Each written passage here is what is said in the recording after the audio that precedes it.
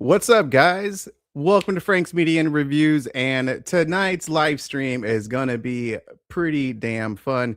We're going to be talking about the best horror movies to us of 2025, and I've got some veterans, experienced YouTubers, but those who just love the horror genre, and I just love listening to their opinions about, the movies that have come out this year.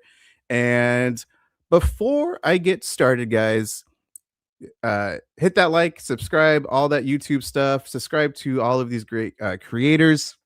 One thing that I will do, a selfish little promo, whatever, is that I'm so damn close to getting 4,000 subscribers.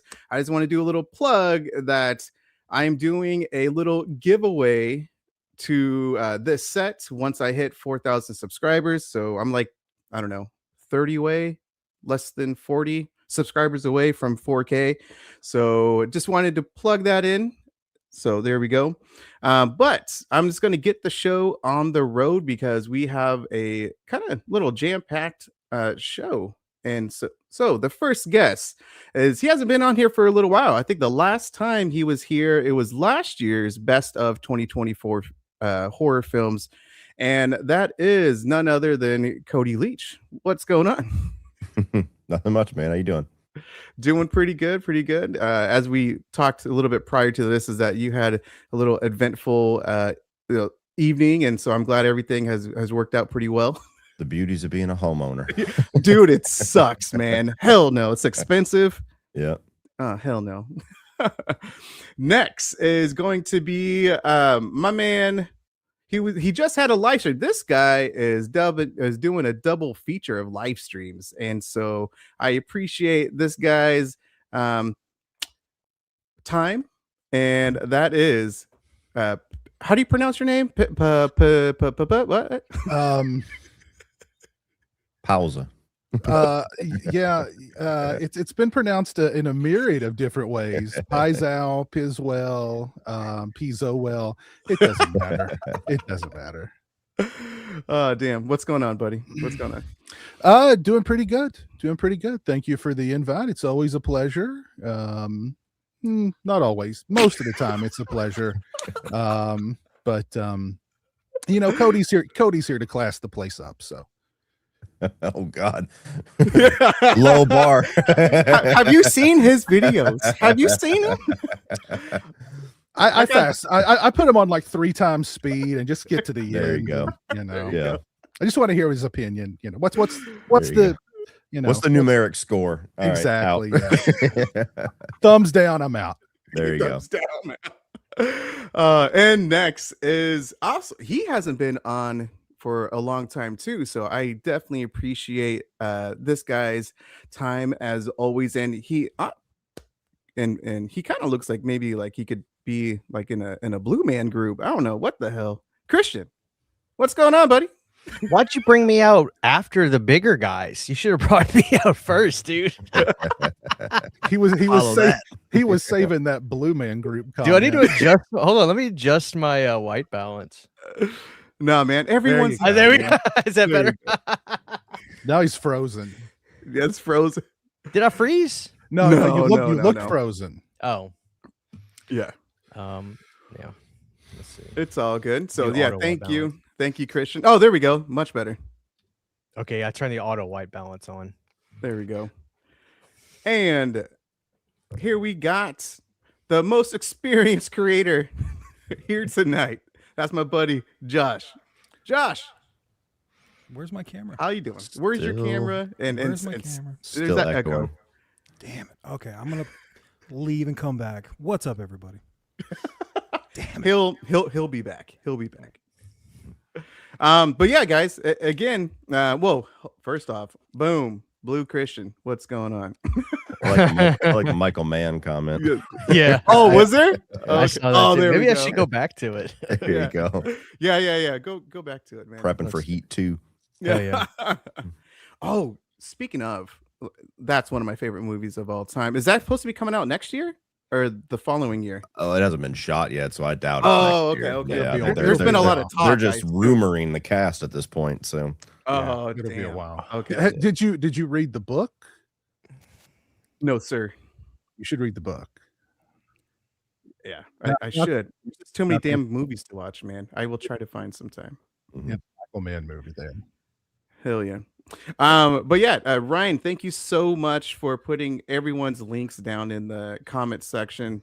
Hey, Ryan. I really appreciate it, as always. And yeah, I'll go through the chats as always, but I just want to show everyone some love. So thank you, Chai. Thank you, Eli. Eli, you are everywhere, man. So I always appreciate it every time that you're here and just everywhere else. So, and yeah, so thank you so much. And let's see. Yeah, Eli with more of the links. Tony, what's going on? And let's see. Joel, thank you for stopping by, or thank you for joining. And Adrian, what's going on? Boom! After hours video. Steven, what's going on? He's been on Christian, you've been on your channel for a little while, for a couple times on Steven's videos. So there we go. Yeah. Yeah. And that, hey, Piz, let me see that sweater again. That was beautiful. This is a Leatherface Christmas sweater.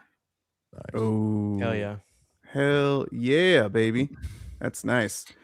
Blu-ray Addict, thank you for showing up. And yeah, Bart Bendy, thank you for joining. And let's see, what did you say? The fair is between the monkey and 20 years later.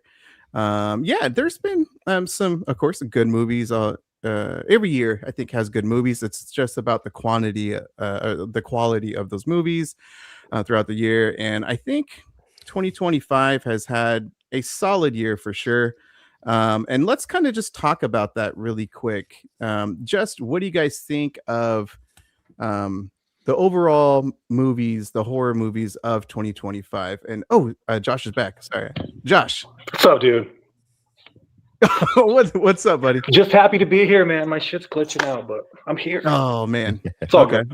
Yeah, it's all good. So Cody, you're first to my right, so I'll go with you. What do you think this year?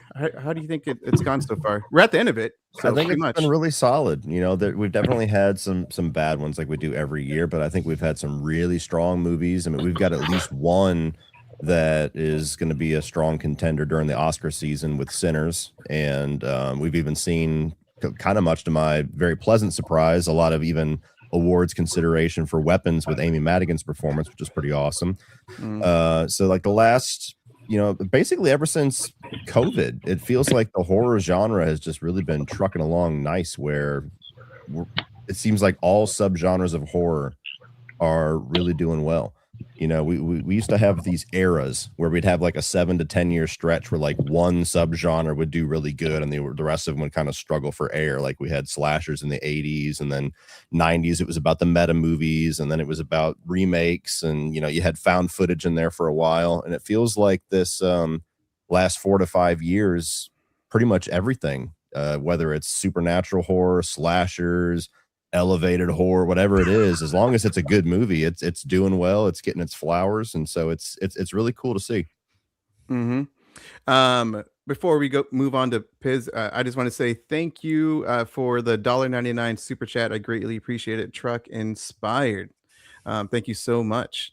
Piz, what about you? I think it's been pretty good.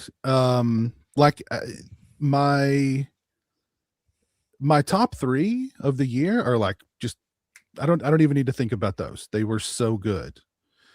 Beyond that, though, I kind of have to put some thought into it.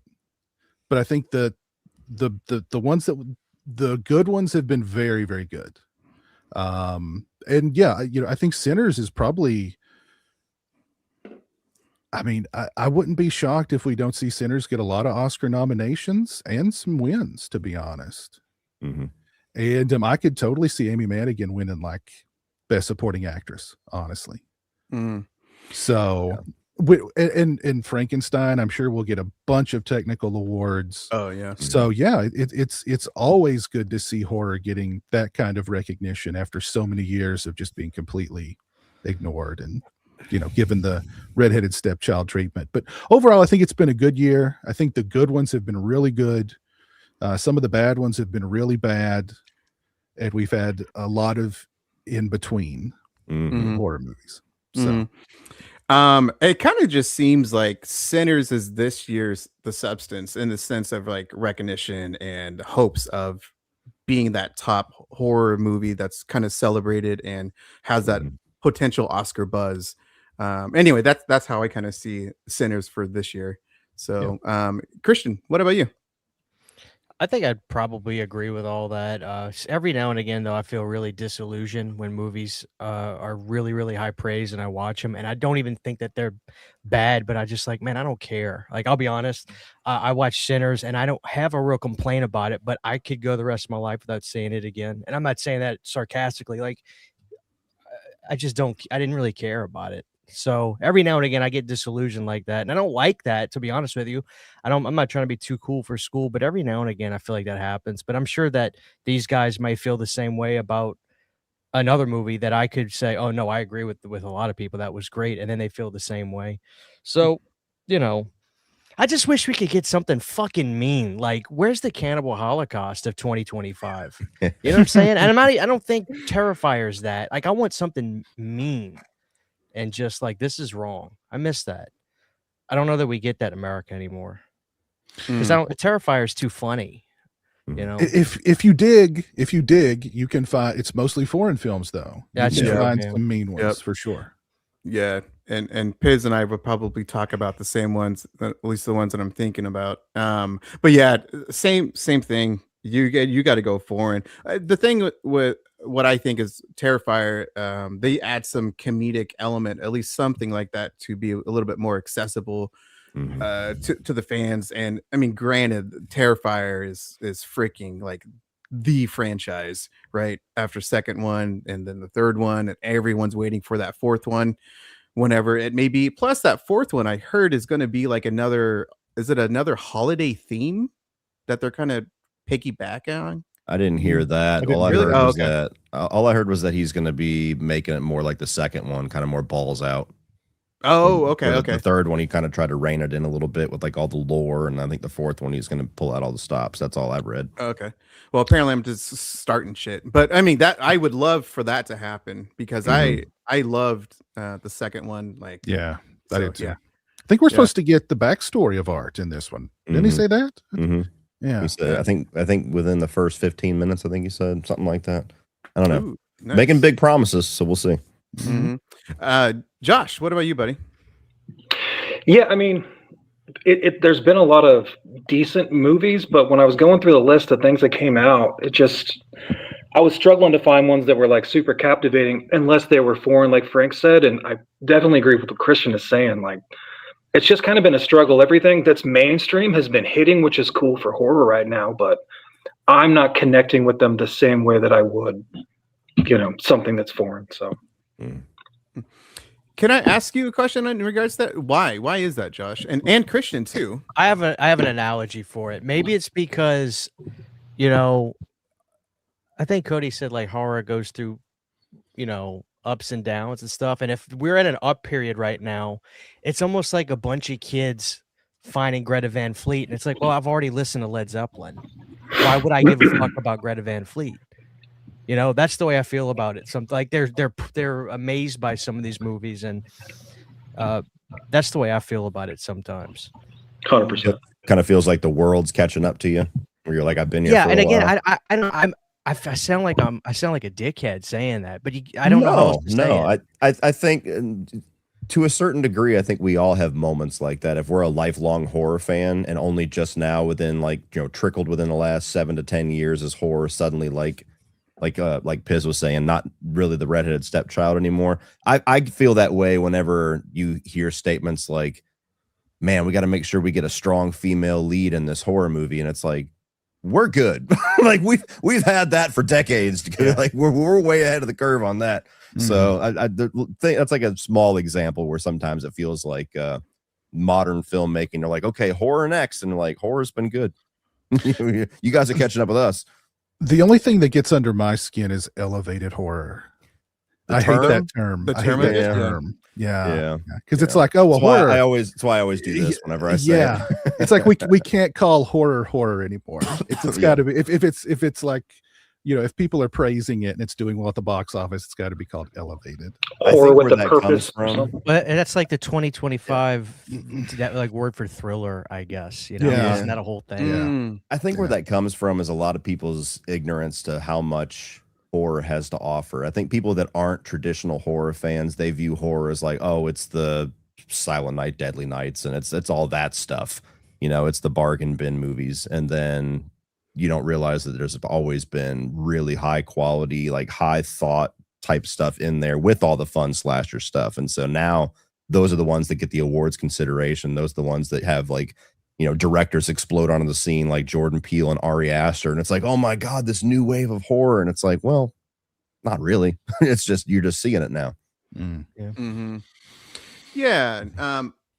Pros and cons is that it just gets more eyes to the horror, the genre that we all love, right? We're very passionate about it. We've seen so many damn movies from various decades, right? And so I think where we're at in the mid-20s is that I think that's the thing, is that this seems to be a very popular genre, more so than it has been. I mean, the box office is kind of proving that. Look at The Conjuring 4. That movie made buku bucks. Like, it's crazy. And we already mentioned the two Terrifier movies, 2 and 3. So that's like the good thing. The bad thing is what you kind of just said. Other people kind of making up some type of different terminology for movies that we have already been seeing. And I don't know, maybe that's just a word people can just gravitate to and simplify that type of movie or whatever. But yeah, it's a damn thriller movie. Christian, I think you just said that, right? It's like, yeah, you don't need to have some other elevated type of terminology for it. Anyway, that's just how I feel. It's almost like some people use it as like it's like they're excusing slumming it in the horror genre or something like that. Like, well, this one's elevated. It's like going to a fast food place and saying, well, this one's fast casual. You know what I mean? You know what I mean? That's good. Fast casual. This is Five Guys. It's not Taco Bell. Yeah. This Big Mac had Grey Poupon on it, not Thousand Island Dress. It's the Arch Deluxe. Yeah. Oh, damn, that's great. That's great. Okay.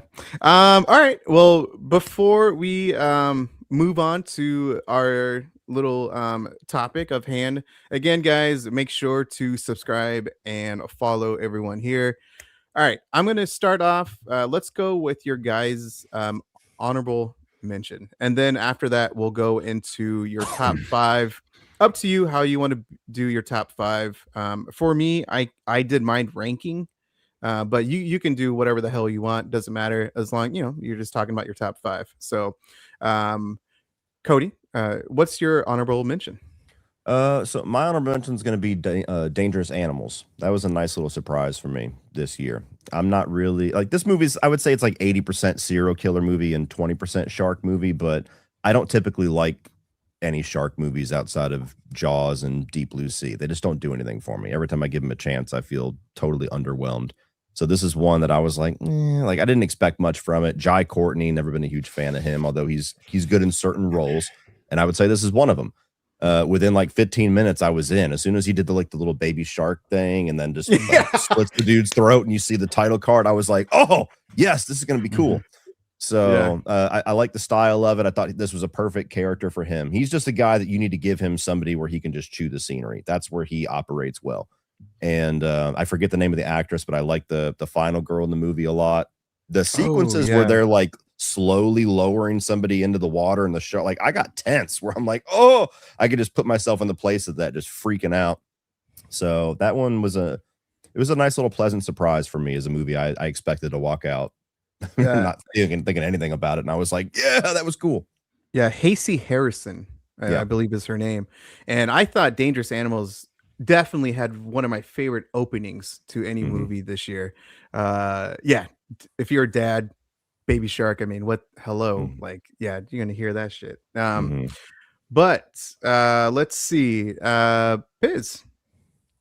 I had two because I couldn't pick which one I wanted to do an honorable mention. So I'll do them both Nice. quickly. The first one is Good Boy, which is the movie told from the dog's perspective that actually probably delivered more suspense and the dog had more of a character than 90% of human actors I saw in horror these days. But I really liked that movie a lot. I think more people should see that one. If you're an animal lover or a dog owner, you should definitely see that one. That was a great little indie movie. And a movie that came out earlier this year that nobody saw, The Damned. Great slow burn, all about just dread, and it really gets on. Also a good one to watch during the winter because it's very cold, it's very snowy. Great creepy, just nasty. It makes you feel nasty at the end, but good stuff. I haven't even heard of that one. I just looked and it's on the January Hulu. movie, right? Yeah. I remember I missed that one, and that was like one of the only movies that month, and I was like, oh, I didn't even know that came out. Should check it out. Don't read too much into it, but it's definitely worth your time. Nice. Christian, what about you? I think my honorable mention is probably I want to say it was Piz who watched it and said it was pretty good. It was called The Gorge.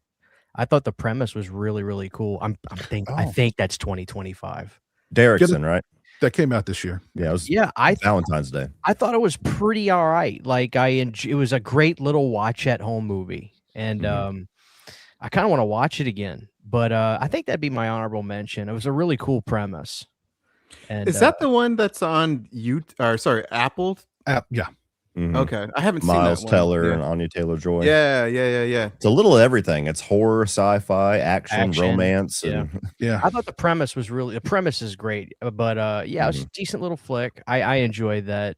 Again, a good little at-home movie, which I got no problem with those kind of films. So that'd probably be my honorable mention. Josh, what about you? Yeah, I was going through the list. All this stuff was on my phone, and I'm using my phone, so I can't back out. But probably Companion from earlier in the year. I thought that was pretty decent. I don't know if it's totally horror, but it was a pretty good theater experience. And rewatch, once you know the plot, it doesn't totally have a lot of rewatchability, but I totally dug it in the theater the first time. So, my honorable mention is Final Destination Bloodlines. I actually had so much fun. That movie was gory as hell, and I loved every single death in that movie. And so I guess I wasn't expecting the film for me to be as enjoyable as it was. And so I thought it was a fantastic film. Another one that I do have to say an honorable mention is I really liked, I just saw it, and that's Ash with Aaron Paul, and I think her name's Isa Gonzalez. I don't know. I just really dig the sci-fi type of horror, and I don't know. I just had a good time, so I just wanted to mention that. Maybe just because I just saw it, but it was pretty enjoyable. It's on Shudder, and yeah, it was pretty cool. So, Cody, what is your number 5? Number 5 for me is probably going to be Companion. That one's held on all year long. That was one that I didn't really expect much out of it. I saw it at one of those like secret Monday screenings or whatever. And luckily I was able to see this without having the movie spoiled, because apparently the marketing just like absolutely blows the twist of the movie, which sucks. And I thought it was a lot of fun. I thought that Sophie Thatcher was great. I thought that Quaid was awesome. Like I just love, he's kind of one of my favorite rising actors. He had another one, Novocaine, this year that was really good. And what I liked about it was it's one of those movies that kind of balances everything. It's got the thrills, it's got like the gore and the horror in there, but it's also very funny and tongue in cheek with everything. And I actually rewatched it not too long ago. with my wife and daughter, and they loved it too. So that's one that for being, it was either January or February, I can't remember, very early on this year has hung into my top 10 all year round. Piz. My number 5 is going to be Together. A relatable body horror movie. I like the body horror elements. I think it's also, you know, I actually think it's a good date movie too. Especially if you've been in a relationship that's a longer relationship. It's either going to open up a dialogue that's going to make your relationship stronger, or you're going to go, yeah, this isn't working, we probably should just part ways. So but I love the performances from James Franco and Alison Brie. And yeah, like the body horror stuff. There was some good icky body horror. The scene in the bathroom stall where they get stuck together in a place where you would not want to be stuck together with your partner. That's such a great scene. Yeah. That's a good one. And yeah, like I said, I like it. I think it's a relatable body horror movie. It will definitely give you a lot to think about. I could, just because what you said reminded me of this. So I saw this movie premiere at South by Southwest, and then months later it comes out, and it comes out the weekend of me and my wife's anniversary. And so I'm going to take her out. We're going to go to a movie. And I said, all right, I'm going to let you choose. We can see either The Naked Gun or Together. I've seen Together. I don't know if it's your thing or not, but The Naked Gun is The Naked Gun. She's like, no, we'll go see it together. That sounds interesting. And the whole movie, my wife is just like dead silent watching this movie. And so we're sitting there. I'm enjoying it a few times, you know, and I'm telling you, the second the credits were like, you know, directed by Michael Shanks comes up, she goes, Cody, what the fuck was that? And I was like, yeah, you picked it. Yeah. Sounds like my wife, man. Oh my gosh. Yeah, that was basically kind of like me and Bloodlines. I was having a ball, and she's like, it's too gory or whatever. I'm like, oh my gosh, what? Yeah, So it was just the weird parts of it that weren't really her thing. She's good with gore. Yeah, she's like, what the fuck was that? I was like, it's great, isn't it? I honestly did not know that they were married, and so just reading up afterwards, post the movie, I was like, damn, they have good chemistry, and here to find out they were married and everything. So yeah, great pick, Christian. You're number 5. I guess The Monkey, right? I mean, I like The Monkey. It's, you know, it's funny. It's like, I don't know about, I mean, I see, obviously Cody he buys a lot of movies, and I've known Piz for years. That's the only one that like I even wanted to buy this year that I saw. I feel like I don't even want to buy the movies that I see in theaters anymore. And I like The Monkey, but man, I feel like I got to stop watching it. So I'm already shitting on my own top 5.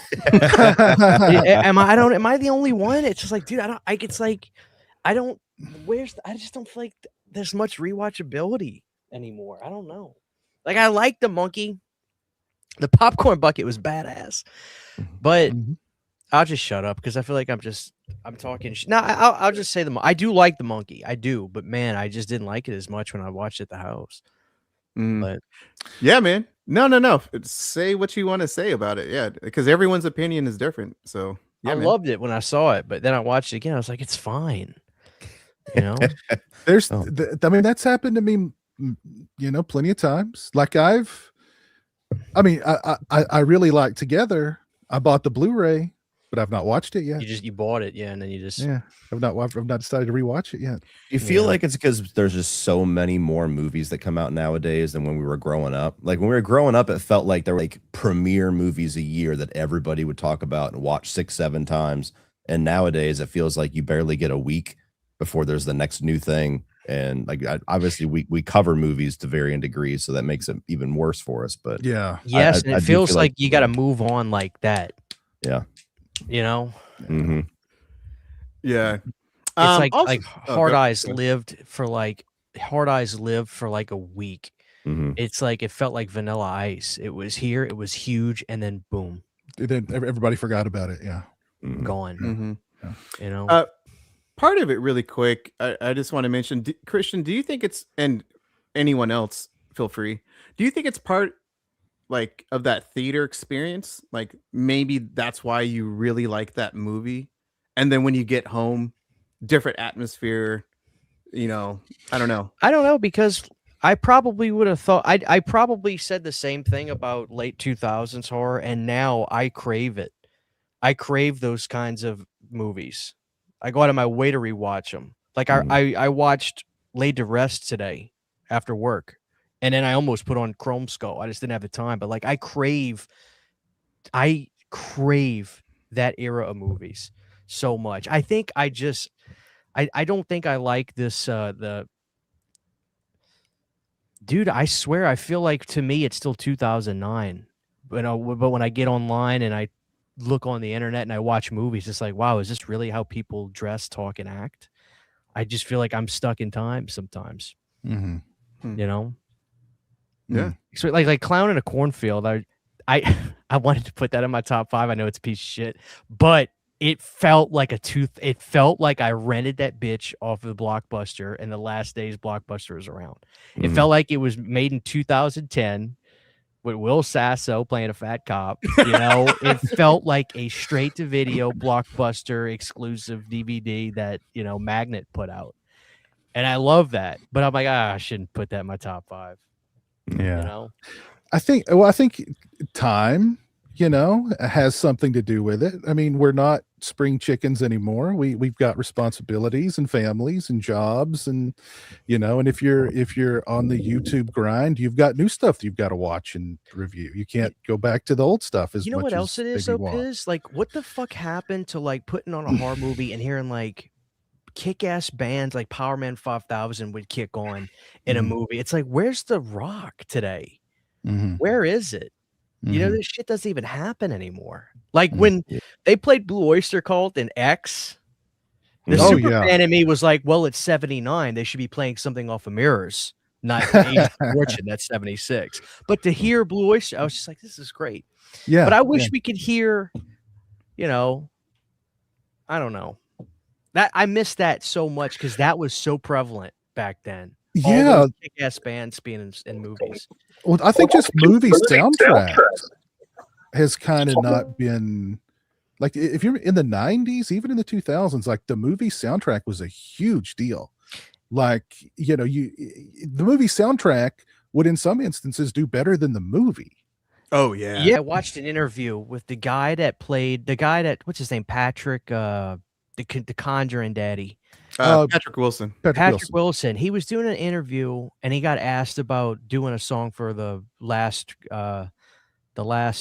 Serpent, Red Door, whatever the hell it's called. What's that movie he did? Yeah, I think it was Red Door. Anyway, so he gets asked about it. He had a great answer. He's like, well, when I was coming up, the horror movies that came out, they had soundtracks that he even says Doc and Dream Warriors. And I was like, that's cool. Gotta bring back these days. There you go. Freddy vs. Jason soundtrack's badass. Oh, there we go. How do you do that? What's on Faculty? I don't even remember. What's on you got the Class of '99 when Lane Staley did the with Rage Against the Machine. Yeah, Another Brick in the Wall. You had The Offspring. You had Creed doing Alice Cooper, Garbage, whole bunch of stuff. And then this one was like straight up 2000s new metal. Me and my brother, I remember when we were watching that movie one day, we went to FYE and immediately got, I forget the name of the record, but the 03 El Nino record, and that bitch spun for days in the truck. Yeah, El Nino was the shit for so long for me and my brother. We listened to them so much. But anyway, the guy that did the Conjuring film, he's doing this interview and he gets asked about, like, you did a song, there was a ghost song on the movie, and he gets asked about it.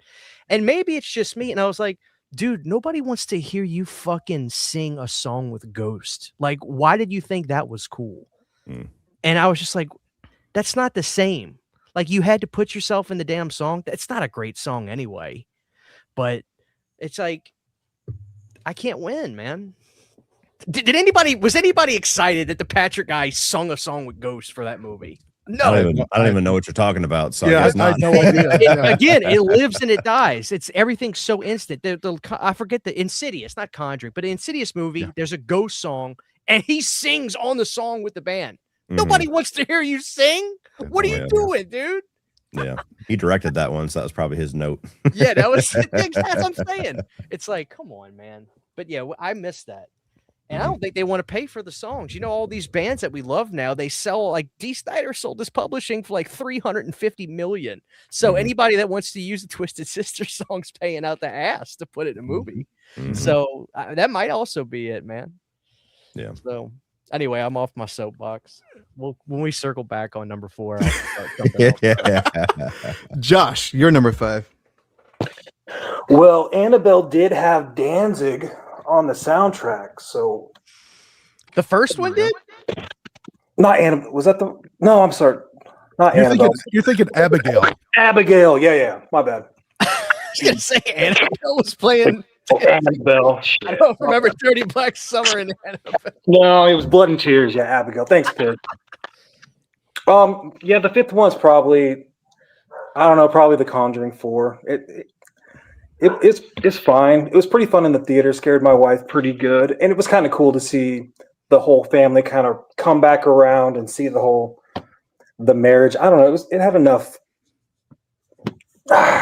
It's fine. Not a great year for horror. It's decent. Seen a lot of shoulder shrug in this top 5 so far. Yeah, guys. Me and my boy, we're gonna be on the same. We're just pessimistic as shit tonight. Like, I don't know if I'm going to open it. It's like it's there, but decent. Well, I would say my number 5 I did enjoy, and that is The Surrender. Josh, you mentioned this movie in one of your videos, and I never saw it until you mentioned it, and it was on Shudder. And so that movie is just absolutely incredible. If you like old people, clowns and old people, Dude, like frighten me, man. And that movie, if you guys haven't seen The Surrender, the redheaded lady who's in The Lost Boys, Colby Menifee, The Boys. she is. Oh, sorry, The Boys. What did I say? The Lost Boys. Yeah, sorry. The Boys. Thank you. On was it Amazon? I think, or something like that. But yeah, she's fantastic, and the mother that the lady who plays her mother, is so good, and just like a great atmospheric, eerie old people just trying to get your ass, and the imagery to that movie too is pretty killer, man. Josh, you killed it for me when you were mentioning that. So yeah, I put it on the list. It's coming up next probably. So I really liked it for a Shudder release, man. Old people just unnerve me sometimes, and if you haven't seen it, it's got quite a bit of, I don't know if I would say body horror, but it's definitely got some moments, man, when they're kind of like in the little circle and going through it. Excellent movie. Dude, that actually looks really cool, and I'm with you. Old people creep me out. I love that movie with she's got like Alzheimer's, and they filmed her. Deborah Logan. That movie fucked me up for days. I'm gonna put that in my top 5. I haven't seen The Surrender, but I'm gonna throw that in my top 5. The Relic is really good too. If you want creepy old people with Alzheimer's, The Relic is really good. Yeah. Yes. I don't know about you all. I hate old people. I hate them. Heard it here, folks. Cody, you're number 4. Yeah, so number 4 is one of those movies that's kind of hard to categorize, but it's definitely horror adjacent, if anything, and it's The Long Walk, the new Stephen King adaptation. It's got a little everything. It's it's drama. There's definitely some horrific stuff going on in it, but it was a really shockingly emotional movie. Like, it just looked like a solid story, and I had never heard of it before. And I'm like, okay, cool. Stephen King adaptations, there's a lot of them that are some of my favorite movies of all time, but more misses than hits in like the later, last 10 or 15 years. But this is definitely one that I think breaks into that conversation of, the better ones, Dead Zone and things like that we all really enjoy. I thought the performances were all really great, especially from the 2 leads. It's a movie where, you start off, and very easily they could have had a movie where you're introduced to these characters. You have a character that you like, that you want to win, and they give you all these reasons to dislike everybody else as they're getting picked off. But you really reach a point, maybe even before the halfway point of the film, where you don't really want anybody to lose. And then that sinking feeling sits in where there's only going to be one victor. And so every time somebody has to fall out of the race, like it's a moment that's like kind of devastating. So that was one that, you know, and I don't get into any of this, but like even the time that it released, it was, you know, there's just a lot of things going on in the real world that just made you feel like, man, the world kind of sucks right now. And that was a movie that kind of gave you a snapshot of like how bad the world can get if people don't, you know, rein themselves in a bit. And so it was just something that, as powerful as a movie it was, it felt even more relevant because of the stuff surrounding it, and more relevant than even the time when Stephen King wrote it. So yeah, that was one that I enjoyed a lot. Yeah, I can definitely see that. Mark Hamill, he's not in it like total. He's not in it for too long, but the scenes that he's in is very impactful. Yeah. And I do have to agree, like with the chemistry between the two actors. Also, someone told me, shout out to Kirk, that the one of the men, I don't remember his name in the movie, but he is Philip Seymour's son. And I had no idea that both of them were great. The other guy, he was in Alien Romulus, and he's fantastic in this movie. So yeah, really, yeah, I agree with that for sure. So, Piz, you're number 4. My number 4, and I would say it's horror adjacent. It's the Shrouds from David Cronenberg. And this is likely going to be Cronenberg's last movie. I think it's definitely his most personal movie. It all sort of springs from the loss of his wife. And it's about a businessman who develops basically a cemetery where you can go and visit your dearly departed and literally watch them decompose. Sounds very Cronenberg. So it's got that. It's got those Cronenbergian elements for sure, but there's also a great little mystery in it, and it's not scary, but there's a lot of scenes in it that are just they just anxiety, and that's very rare that a movie can make me feel that. But the Shrouds definitely did it, and I liked it a lot. So that would be my number 4, David Cronenberg's The Shrouds. Now, did the old people give you anxiety, or you know, you can talk amongst your friends? Like, what's that?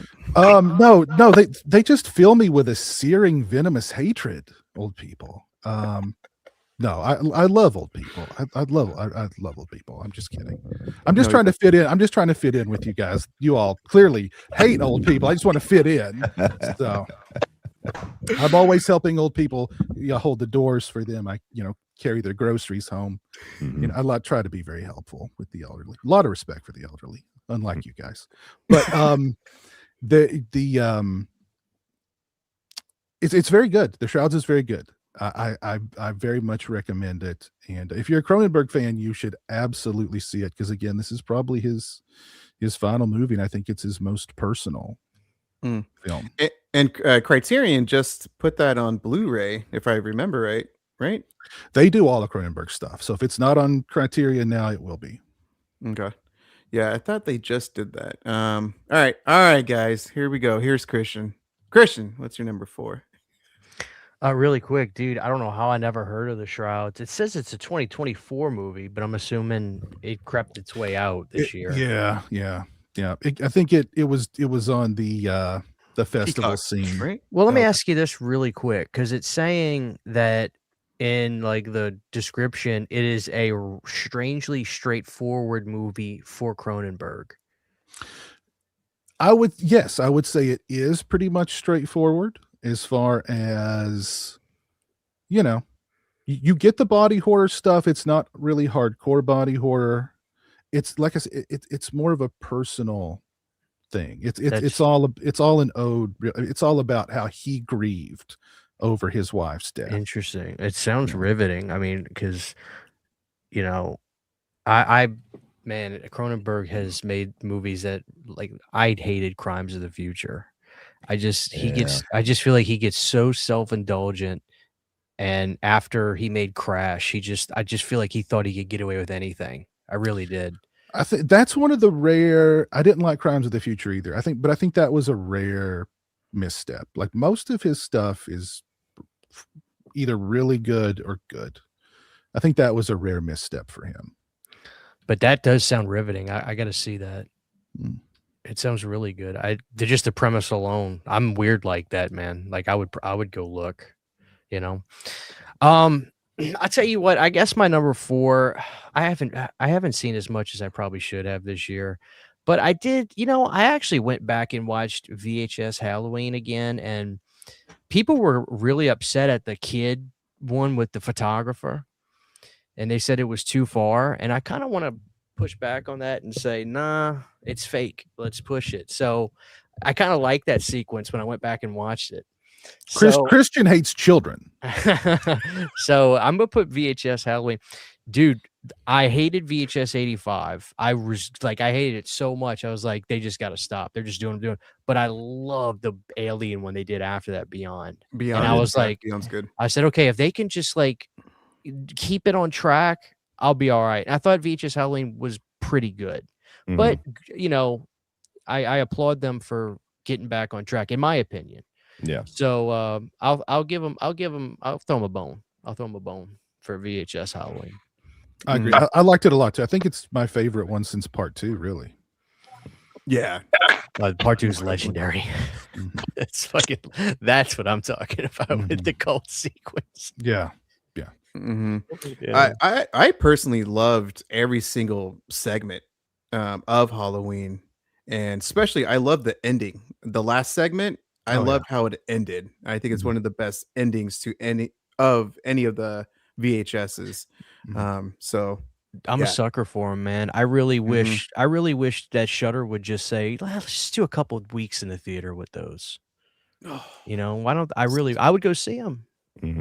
I love that kind of stuff. So those are always a midnight staple at Fantastic Fest. So they always premiere the new one. Oh, there. Yeah. Okay. Yeah, oh, wow. Okay. It's always kind of a wild one to see with it depends on when in the festival they put it. Like this year they were pretty forgiving. They gave it to us on like day 2. Sometimes it's rough. They'll do it on like day 6. You're already like 20 movies in, your stomach's given out on all the food that you've had at the theater, and then you watch a movie where the fucking camera's doing this. It's miserable, but yeah, it's always kind of a fun mystery box to open during that festival. Oh, nice. Yeah.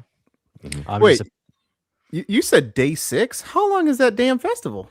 8.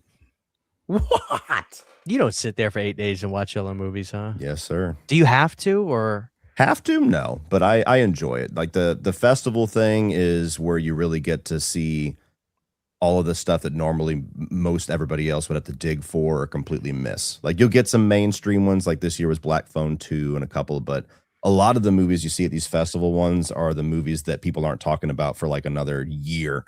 And so it's cool to kind of get in on the ground. So like When Evil Lurks premiered there. Do you got to sign something? No. Or they just say don't talk about it. No, they're public. So as soon as you leave the movie, you could say whatever the hell you want. I mean, obviously they would prefer you don't spoil it like an asshole, but you could say like review wise or reaction wise, you could say whatever you want. So Cody, you could be the biggest villain on planet Earth. I would laugh. Yep.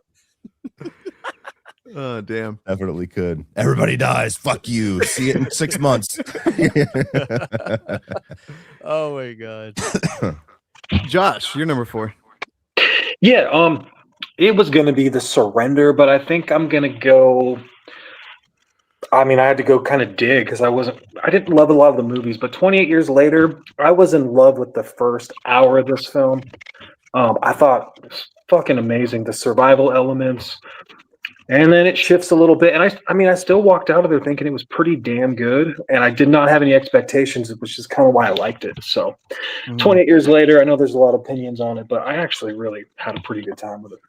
Well, I want you to talk, if you don't mind, talk about The Surrender, man. Because again, you got me to watch that damn movie, and you were very passionate when you were talking about it. Yeah. So, I mean, The Surrender, when I watched it, first of all, that redheaded chick, you just want to punch her in the face, like the whole fucking time.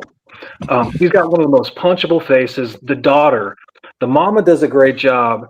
and you're following this family where the dad's trying to pass on, and the mom's not ready to let him go. And so I've worked a lot I work for the state, so I've done a lot of memory care in my past, and so it just seemed really effective when I was watching the struggle with the family and trying to let everybody go. If you've had loss in your life, like there's a lot of grief, and then the grief kind of twists to this like supernatural element. I don't want to spoil anything, but when the music changes and that dude comes in, Frank, and for a Shudder release, I thought it was 9 out of 10 when I first watched it. I just stumbled upon it. I was like, holy shit, what's going on here? So hell yeah, exactly how I feel, man. Yeah, great job, man. For me, Cody, you just talked about it, but I just watched it, and this movie, the premise of it, The Long Walk, I didn't think it was going to be like, it doesn't sound that interesting to me, but like when that movie came out, and I had so many people just like, Frank, you got to see this fucking movie. You got to see it. You got to see it. And then I saw it like earlier today, and I'm kicking myself in the ass for not seeing it in the theater, man. That it is so freaking good. And I'm shocked. And so I know tomorrow, I get paid tomorrow, and I know for a fact I'm gonna get that damn Lionsgate steel book. But it is so good. Just what you said, Cody, is that you really get connected with each of the characters. One of them is of course, there's always an asshole, there's always a villain, and this one, something happens in the beginning and they just stick with it, and that character. But just like with each people passing away and how they do it, and the connection that everyone just kind of has, like a group of friends, they start going down, and you're just kind of just a little anxiety, because I do have to say, when I watched it, I thought it was slightly predictable, but the ending to it wasn't.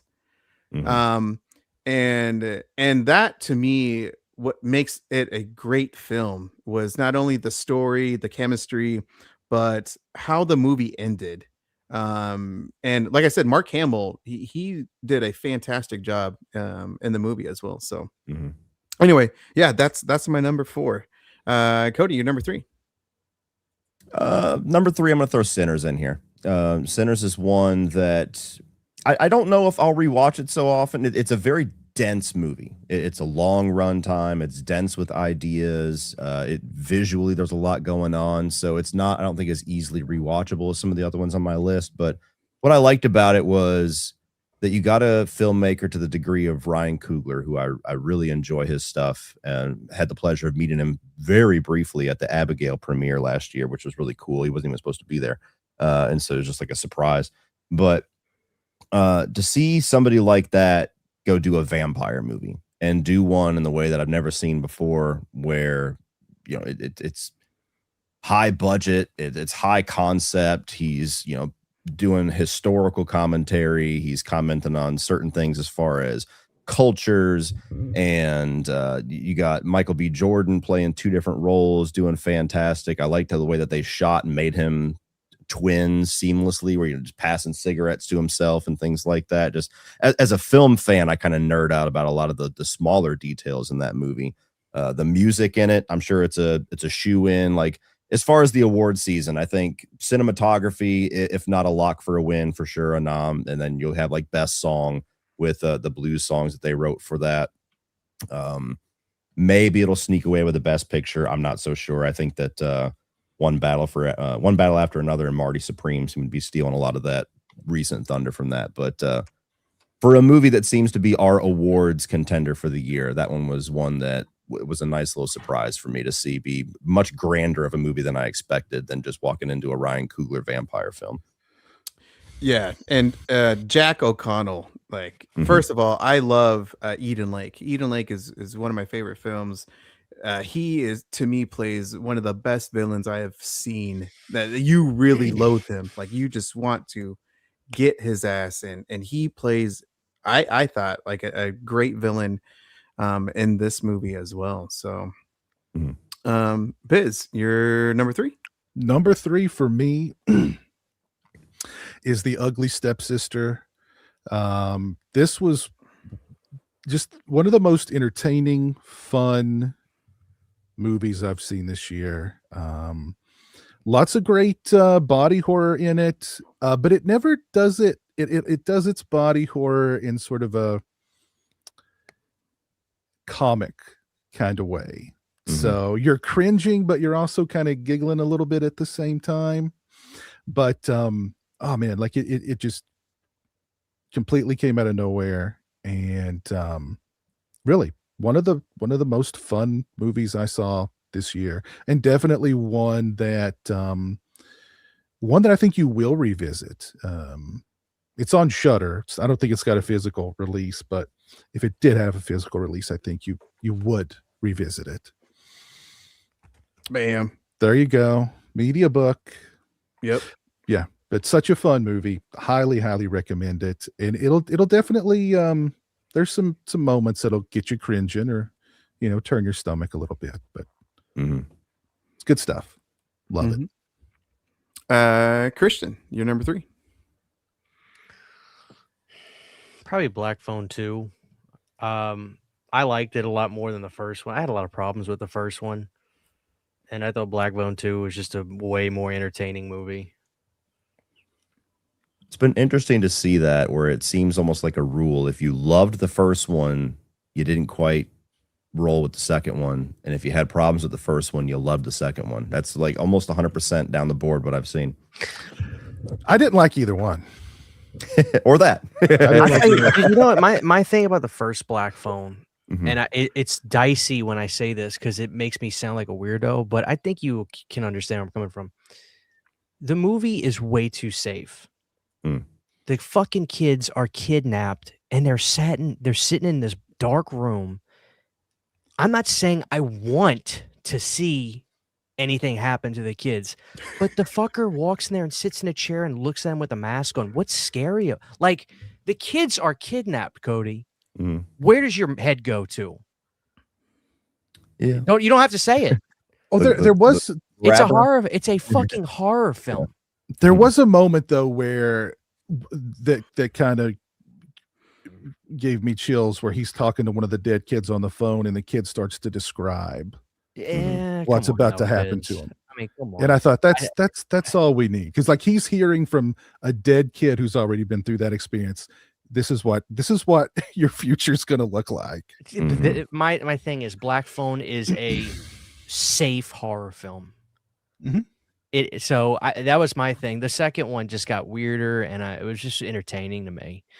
So that's how I feel about it. I enjoyed the second one a little bit more. I know everybody calls it like an Elm Street film, and maybe it is, Oh, it for sure. Like that's the thing that's funny about part 2. Like I had a lot of issues with part 2, just to clarify. I really enjoyed the first one, but the second one, any other franchise that was that blatant with taking things, I would have called it out and been pissed about it. But I'm and I'm sure Christian, you can sympathize with this. We're so starved for Nightmare on Elm Street that I was like, I don't care, give me more. Yeah. Dream Warriors, bring it, go further. yeah. I think subconsciously, sure, I definitely felt that. Yeah, but I think when she's flying around the room like Tina, I'm like, yep, more. Give him more. I wish it would have gone more Nightmare on Elm Street. Yeah. I wish that the thing that felt weird to me as soon as the second half started was that nobody in like the real world actually died. Like he never actually got any kills. The only kills are like the flashbacks of the kids that are like the first victims. Right. And so that was the thing that I was kind of missing. I'm like, damn, you could have really ramped it up. Like they set up that Christian couple to be the ones that you could like get a laugh out of them getting killed because they're so obnoxious. Like, he cuts them across the forehead, but like, yeah, if they got decapitated or something, you'd laugh and be like, yeah, I'll keep going. Yeah. Never did. I did like where he's like he's got the girl in the van, and he's like, yeah, he's like giving her this little talk, and he's like, yeah, I'm gonna kill you, but first I'm gonna show you this awful stuff, and I'm gonna tell you what hell is like. And I love his description of hell, and like that was cool. Like, give us more of that. Yeah, like, that was the good stuff. Yeah. Josh, you're number 3. Yeah, I'm going with No Tears in Hell. The hell is that? It just came out, I think, in May. I interviewed the director. It's a biopic about the Siberian Ripper. It's a Russian serial killer.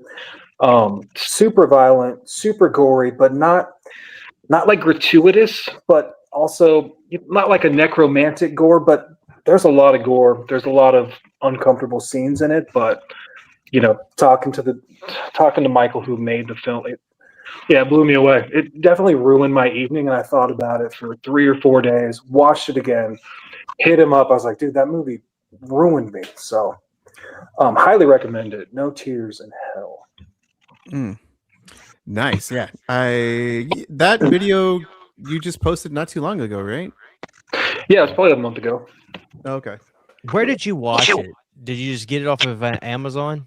Yeah, it was streaming on Prime. I think it was on YouTube maybe too for like $5.99. I ended up just buying it for like $9, I think, and then. Oh, dude, I love how foreign films don't light movies worth of shit, and everything is gritty and dark and moody as hell. Like nothing is brightly lit at all. Everything just looks bleak as hell. Yeah, it's an American film, but it's they moved it from Russia to Alaska, so it's still very, very cold and snowy, and it's these don't look like American people. They got all these, you could just tell a foreign face when you see it. Right? These ain't American people making it. No, that's what I'm saying. You could tell because they don't shoot anything like big studio films. 100%. Watch your ethnocentrism. Do what? Watch your ethnocentrism, okay? Come on. My number 3 is going to be it's going to be Sinners. I'm not trying to copy Cody on that one. Actually, the last two, but Sinners. I just really enjoyed the damn film. I like the whole theater experience. I really loved the at-home experience too. I think that's partially of it. I just really liked how it integrated the IMAX sequences at home. I like the storyline. Michael B. Jordan is fantastic. And I'm forgetting, how in the hell am I forgetting her name? Is Haley Steinfeld? Steinfeld. She is fantastic in that film. I love the attitude, her character. She doesn't take, she's dirty. She don't take no shit from anyone. And I just love that type of attitude and her, just what her character goes through. I really liked how it ended as well. Jack O'Connell, I already mentioned it. I think he's phenomenal in the film. I like the song that happens. It's very, of course, the songs are very catchy. I love blues and the way that it had blues music, but then also some Irish music as well, some Celtic, and the way that they just kind of bring it all together, group singing. I just eat that type of moments up in movies, and I thought it was pretty damn enjoyable, where there was a lot of buzz about the film, and I think for me personally, that was one of the few films that actually held up with the buzz. And again, my opinion about it. So Cody, you're number 2. Number 2 for me is going to be Together. I really loved that one. That was you were talking earlier about the theatrical experience and how sometimes that can like really inflate, and that's some of the things that sometimes it's difficult to like mitigate at some of these film festivals because they can be like pretty out there and wild. And this was like the big horror premiere. I don't remember if it was midnight, but it was like the last one of the day at South by Southwest this year, and this theater was nuts. Like they opened up the movie where they had like somebody come out on the stage, and I didn't know anything about the film other than who was going to be in it. I didn't know what the premise was, and this woman comes out on stage and she just rings a bell, and when she rings the bell, like in random seats in the theater there were these women that just stood up and were like, "Wah!" And we're like, what the fuck? And they're like, they start crawling on the stage and doing like this ventriloquist dance shit, and I'm like, what is this movie about to be about? This is weird.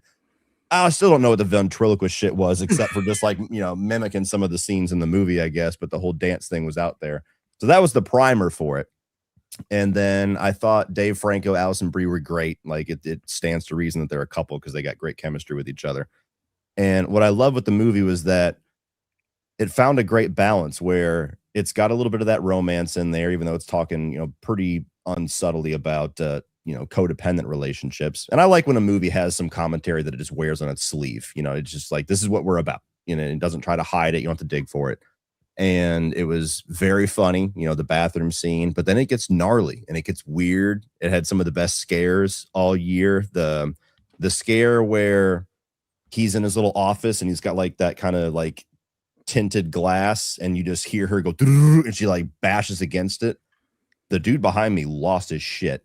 And so like that just adds to the whole atmosphere of anything. Honestly, the only thing in the movie I didn't really like was like literally the last minute or two.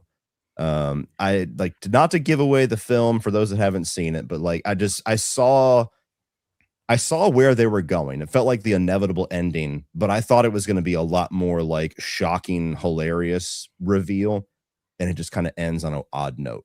The opening the door, hey, and then it just it ends, and I'm like, took me out. Immediately, I was like, I see a better way to do what you just did. But aside from that last moment, yeah, it was a movie that I just loved. When I saw it in the theater with my wife, even though she didn't have the best time with it, I loved it just as much the second time. And yeah, number 2. Piz. My number 2 is Sinners. That was cinema. Sinners was cinema. Beautifully photographed. How they filmed the musical numbers was terrific. The performances all around was great. Some of the vampire lore they got a little inconsistent with, but very minor qualm. But yeah, I was just really blown away by that one. And it's hung right up there around 1 or 2 for me all year long. And I really love the scene at the very end that takes place in like the 80s where they show up and the guy's old now and he's about to go and they offer him immortality and like that to me is just a great scene in and of itself. Just a small but really great scene. There's so much. It's cinema. That movie to me is the definition of cinema, or what cinema should be. And you mentioned it, Jack O'Connell is great in it. You want Haley Steinfeld to spit in your mouth. That's fine. But and Michael B. Jordan, terrific dual performances from him. A lot of emotion in that film too. Like that movie hit me in the gut more than once. Very few movies do that. So yeah, my hat is off to it. I don't know, man. I think that movie could take home a lot of Oscars. I could see that one being like the surprise best picture, Coogler getting best director. I could definitely see that. I love happening. that. Yeah, I'd love that. Hell yeah. Christian, you're number 2. My number 2 is the one with the dog. Good Boy. I fucking loved it, dude. Like really, I did. I love dogs. I got my pugs, and Owen loved it. Owen, he loved it too. They were barking at the TV. I think it's a cool movie. I think it's a cool idea. I thought it was cool to see it done. I always applaud when you try something new. Like it didn't make my list, but I applaud Hard Eyes for making a Lifetime comedy slasher film. I mean, they don't need to make another one, but I applaud that they did it and they tried it. I think that's cool. But Good Boy was really cool, and I wish I'd have saw it in the theater. I didn't, but I wish I would have. I probably would have loved it even more. But I'm gonna give it to Good Boy. I think that's a unique movie. Yeah, and I like Larry. Anytime I see Larry, I think Vicente is how you say his last name. I love him. He's got that indie horror. Like he's in the movie where they have the ghosts in the house with Barbara Crampton. What's that called? We Are Still Here. He's a drunk ass in that movie, and you just see him all. I like him. He's got that look that just makes me feel like I should be watching this movie. This movie's made for me. So yeah, I like Good Boy a lot. That's my jam. Yeah, good stuff. That movie took like what 2.5 years or something to make. Four, I think. Four. Oh, was it? It was something it was insane. a long time. Yeah, it was because it's the director's actual dog, and he's like, they were like, why did it take so long? And he's like, it's a dog. Yeah. Dog's the star. So wow, I had no idea it took that long. Damn. Okay. Also, you can find that. I want to say you can find that movie on Shudder. It is just recently. It is on Shudder. That's where I saw it. So I didn't see it in the movie theater. Josh, you're number 2. Yeah, I was gonna go The Ugly Stepsister, but I think I was between those two and Weapons. The last couple here, I think I'm kind of judging them based on how many times I've watched them. I watched The Ugly Stepsister 3 times and Weapons 4 times. So I think that I'm going to give the nod to Weapons. I watched in the D-Box seats for the first time. I'd never done that before. And that was a ride, man. Let me tell you, like where you're moving all around with the movie. Kept me guessing, brought multiple friends the second time I watched it. Had a party to watch it at home, cranked up, man. I love that movie. I love seeing the Shanice from Uncle Buck. I thought that was awesome. So massive fan of that movie. That is actually my number 2 as well as Weapons. I just loved what Zach did with just adding some humor to it, and I really loved her storyline, how it just all came together. I thought Benedict Wong, I think he's the star of that movie. I love Brolin. Brolin's good too, but Benedict Wong, man, especially I think he has some of the best freaking visuals, man, of just like a character so psychotic, and just oh my god, so freaking good. My wife hated it. I don't give a shit. That movie was freaking awesome. I was laughing my ass off towards the end of that movie when crazy shit just happens. And you just see what you just talked about, the Uncle Buck lady. She is amazing. She's the next or this year's top villain, probably, at least popular, top 3 for sure. And then I really liked the costume design for like her wardrobe, the imagery to her just kind of just sticks with you. The ridiculousness, the kind of like throwback of the old lady from the 60s. That type of vibe, and honestly kind of just reminded me of Rosemary's Baby, the neighbor, the old lady from the in that movie. And I loved it, man. And like I said, the ending to me is chef's kiss. I'm a parent of 3 girls.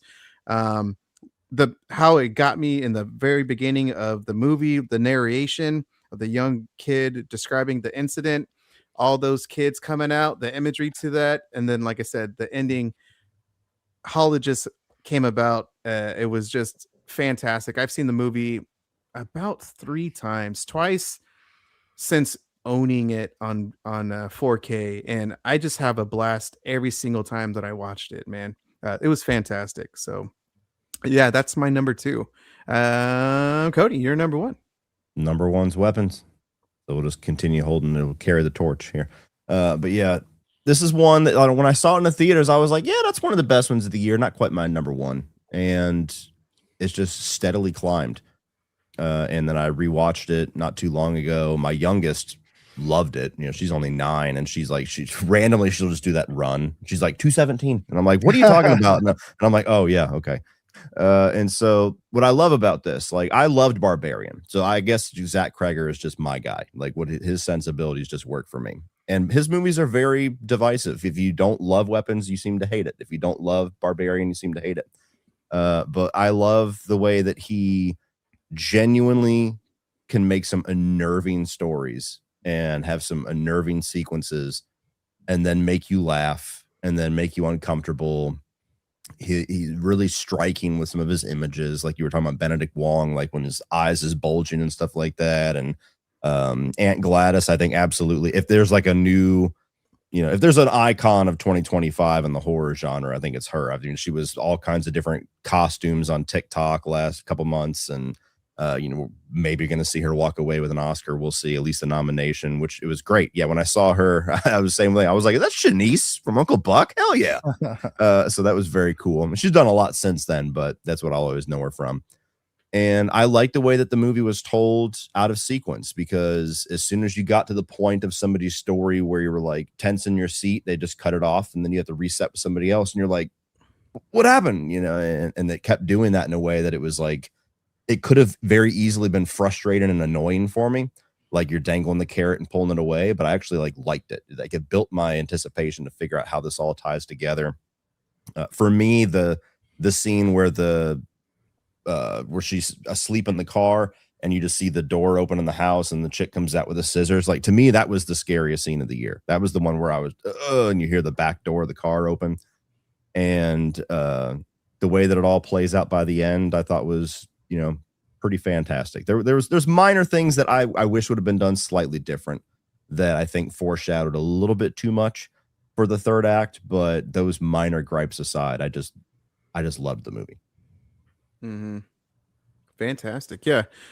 Piz, you're number one. My number one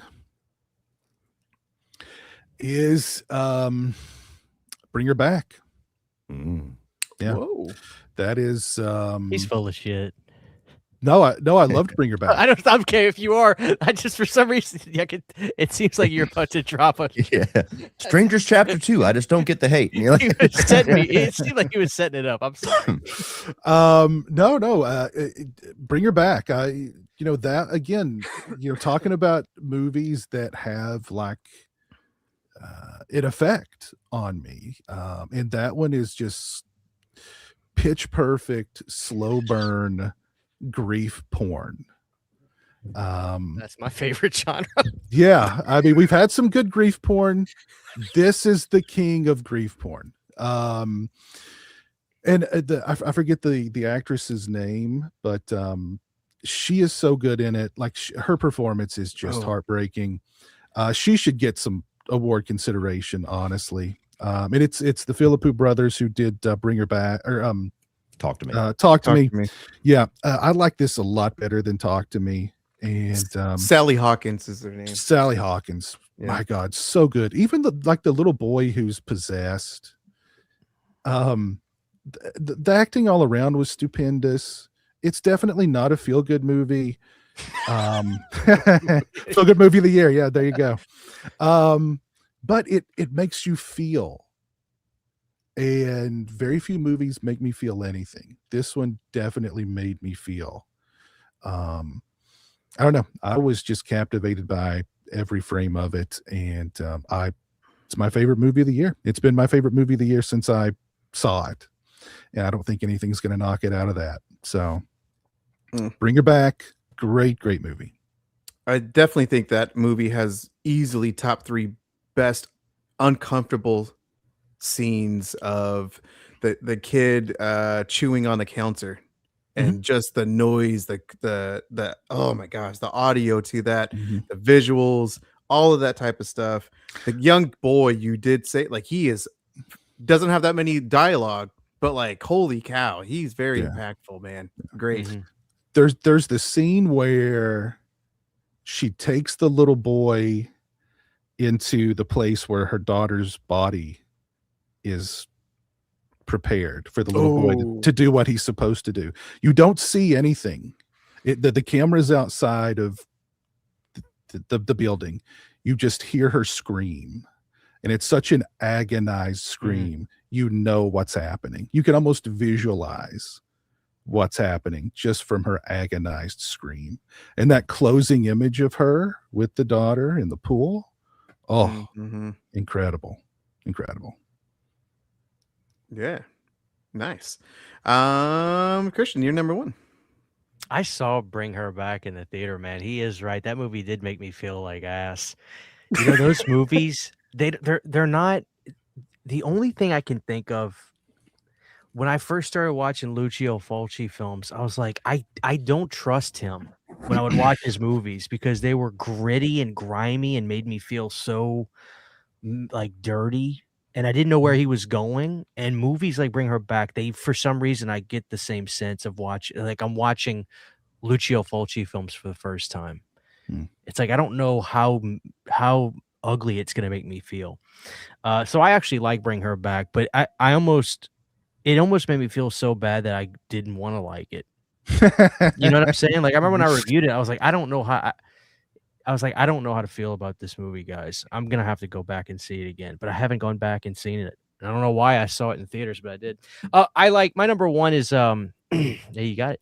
It's Weapons. I saw this in the theater, and me and my friend, we looked at each other and we were like, this is so fun, and we had such a great time.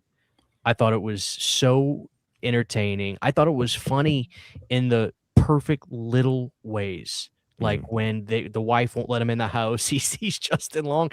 It cuts to him inside the house. Perfect humor to me. Not trying too hard. Little moments, you laugh, you get right back into it. I thought it was awesome. Weapons was so fun to me. Yeah. That movie feels like literally nobody in a suit and tie had an inch of an opinion on it. Like the guy that made that movie, that was his movie. That's the way it felt like to me. Extremely organic. Yeah. So definitely my number one. Nice. Josh, you're number one. Yeah, following up with Piz, mine was Bring Her Back. I'm telling you, man, I pitched that to my wife is because she hated Talk to Me. That movie scared her so much. She liked it because it's a fun kind of horror, but I was like, this is just a really dramatic take on maybe Pet Sematary, or there's a lot of other kind of cliches in that movie. But when you watch that the second time, it leaves you feeling a certain kind of way, and it just wrecked me emotionally multiple times. So the scene in the pool, like he was talking about, that freezer scene was jacked up. Even the mom playing tricks on him, like there's so much. Or when he's in the shower and it keeps flashing back at the funeral, that stuff's wicked, man. The sound design in that movie was so crushing, dude. So I can't get over that movie. I watched it a couple more times since then. So yeah, Bring Her Back all day. Mm-hmm. Yeah, I really do think it's Sally Hawkins in that movie for me, man. I think you really do feel so bad for her and just everything that she's trying to do, every fucked up thing she's trying to do to get her daughter back. But as a parent, you would want to get your kid back and do it by any means necessary. I know I would for my girls, man. So it's that, yeah, man. I remember seeing it in the theater. I liked it, but didn't love it. Seeing it at home, that's when I really like dug it. And the Dolby Atmos is so freaking good, man. Oh my god, such a great audio mix. You just touch upon it, but geez, man, so freaking good. My number one, Piz already knows, but that is The Ugly Stepsister. I have really learned about myself that I fucking love body horror genre, man. I have really, since like the past couple years, just really loved body horror. And that movie, I just love the feel of it. I love the imagery. I love the moments of like just dark stuff, of the perspective, of course, of the stepsister, the stepmom, what she's trying to do to better the family and the reality, better herself, and just putting her kid through crazy stuff, and the daughter just going with it just to please her mom, and you just see that Cinderella isn't so perfect, at least in this world. And the imagery to this film is, to me, chef's kiss, man. Piz, you mentioned how they do have some dark humor in it, which is fantastic. I eat that up. But then just also towards the end of that movie, man, there is just scenes and actions that this girl does to try to get the prince. And it is so fucked up, man. But I love it. ever since I saw that movie, it has been number one, and it's stayed number one because I have really loved that dark type of humor, that those dark images, and the world that the director, who if I remember right, that's her first movie. That was her directorial debut, and I think she absolutely nailed it with that movie.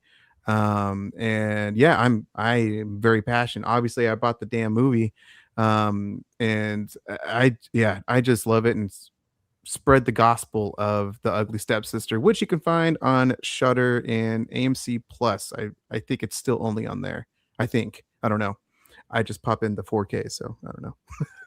But yeah, guys, thank you for the top 5. Really quick, what is the most disappointing movie that you've seen this year?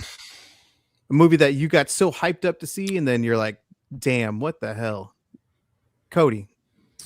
Mine, I don't really know which one wins out yet, but it's pretty much a tie at the moment between 28 Years Later and Black Phone 2. 28 Years Later was my number one, like, most anticipated film of the whole year. And I think there's a lot of things in it that are great. Like, I think it's beautifully shot. There's some great sequences in it. I like some of the characters, but it's a movie that just feels all over the place. Like, there's just a lot of different ideas in it. There's things in there that very clear creative decisions, even just like in the editing, that just don't make any sense to me. And so it's a film experience that it was very bizarre, where I'm like, you get hyped up for the first time getting back to this franchise and so long, and you get in the creative team of the first film back, and then you see it and you're like, I didn't exactly want the first film again, but whatever this is just odd to me.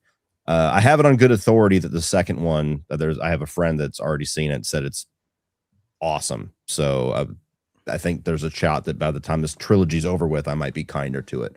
And then Black Phone 2, like I said, I loved the first one. The first one, that was a very stacked year, but it was one of my favorite horror films that year.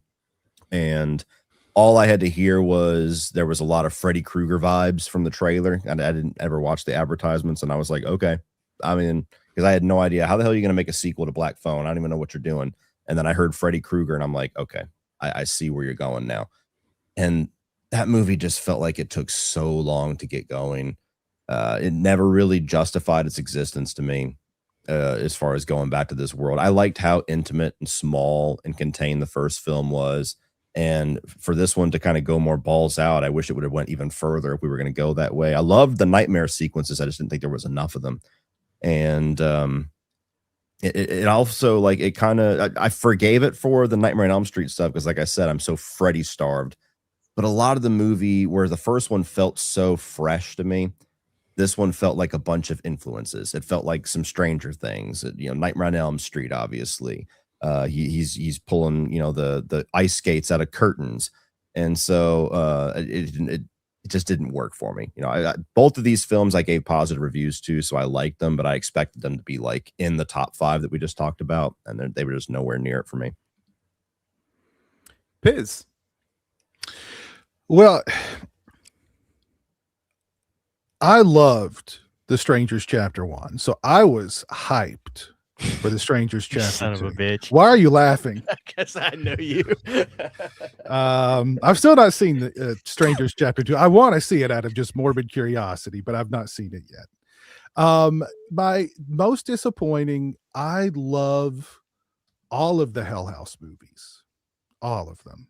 So I was excited for Hell House Lineage, and geez, oh Pete, it was really, really bad. So that was my most disappointing movie of the year. Yeah.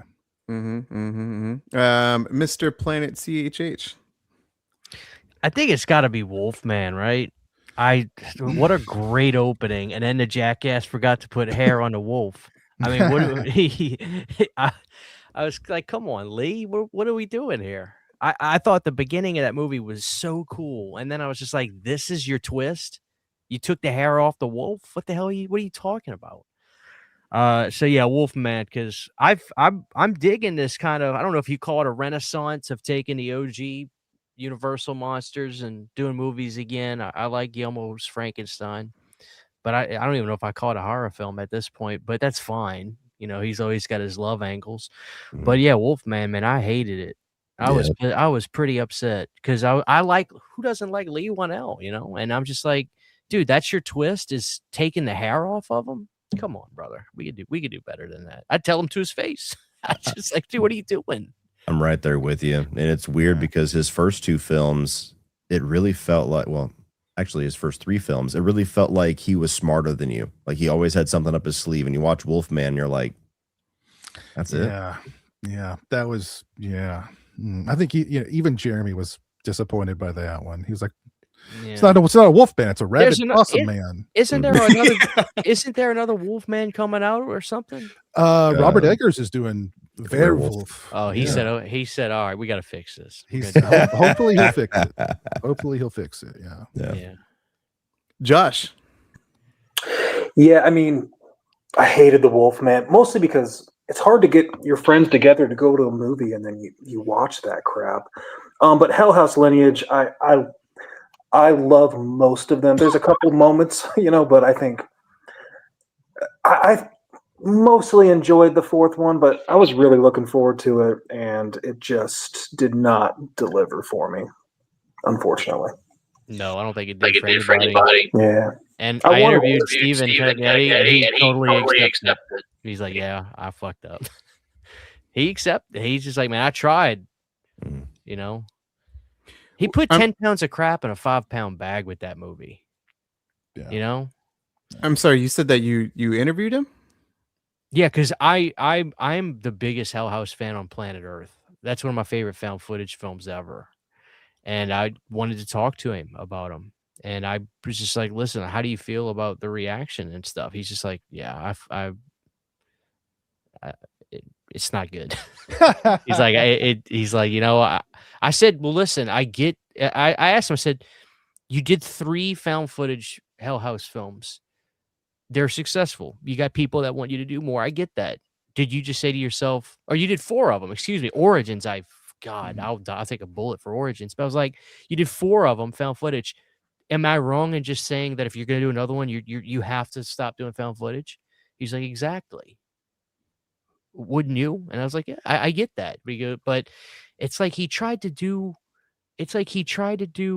like, I don't know. It's like he put a lot of story in it, and it just didn't work.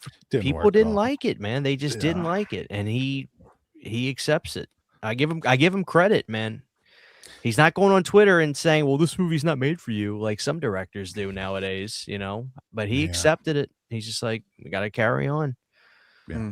So yeah, mine for sure. You guys already mentioned 2 of them, and they are the 2. I got 2. The first one, Cody, you mentioned 28 years later.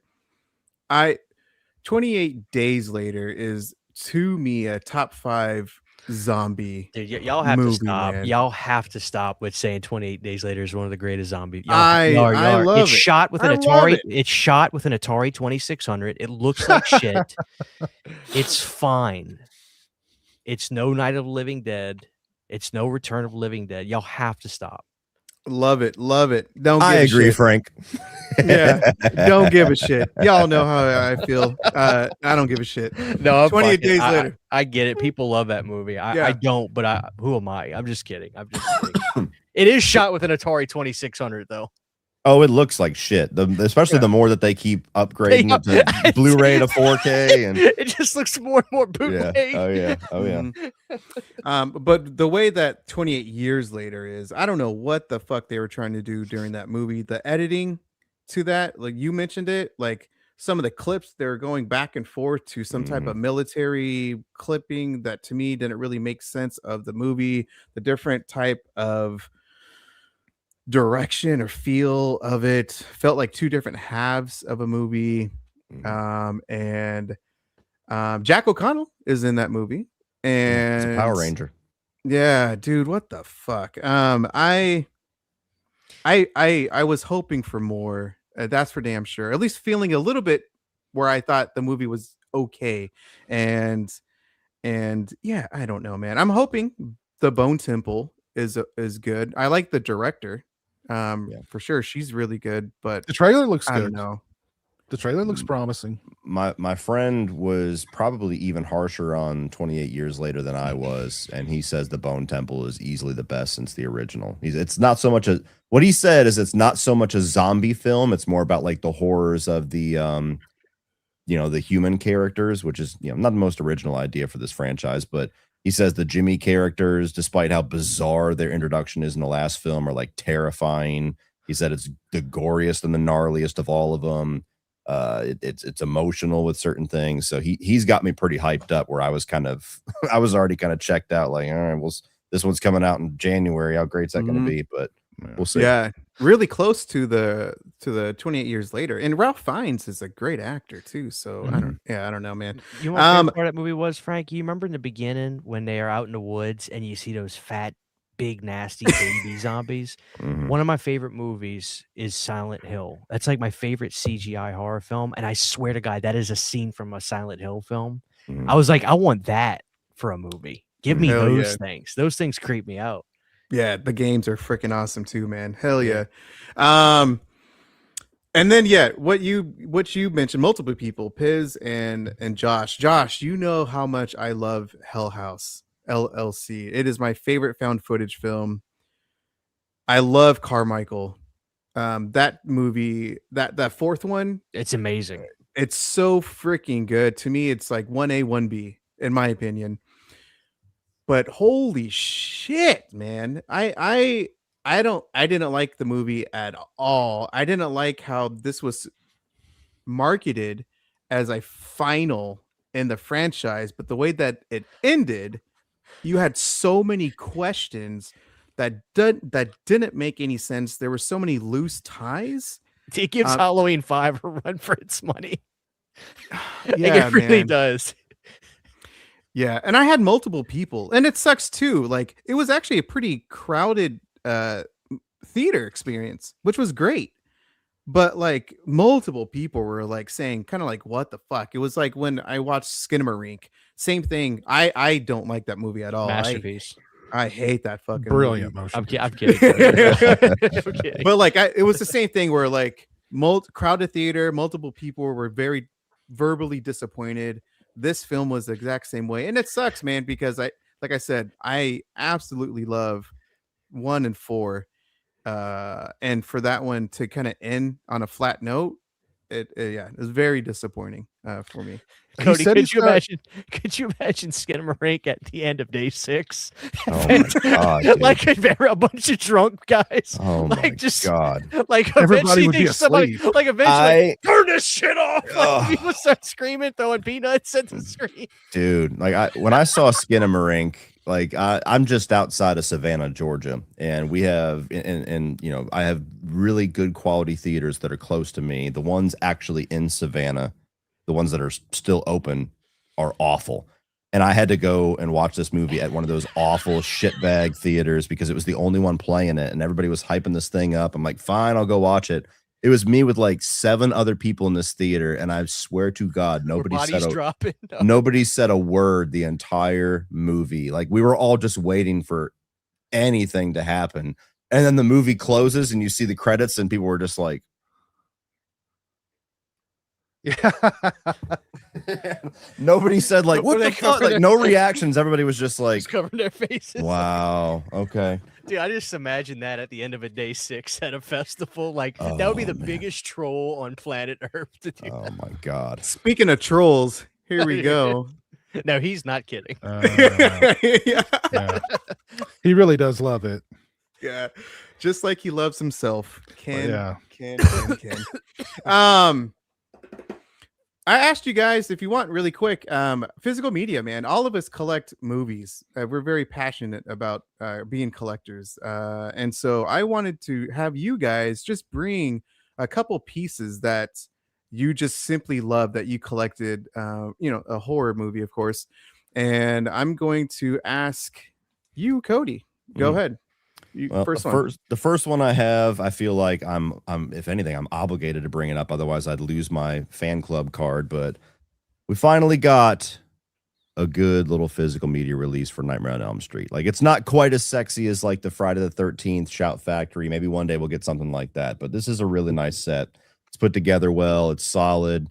You got all the steel books with all the original art. Like, this is some of the most beautiful artwork ever in horror history. So it always annoys me when they don't use those for the covers. It's like, you're not gonna best that. Beating it, yeah. So I really was happy that we got a good release finally, because we've been stuck with that shitbag Blu-ray generic ass set for a decade plus now, and it just never felt like we were going to get anything. Even the rumors surrounding this for a long time, when they first announced it felt like we were going to get the most half-ass version of it. And as a Nightmare fanatic, I'm totally happy with that set. So,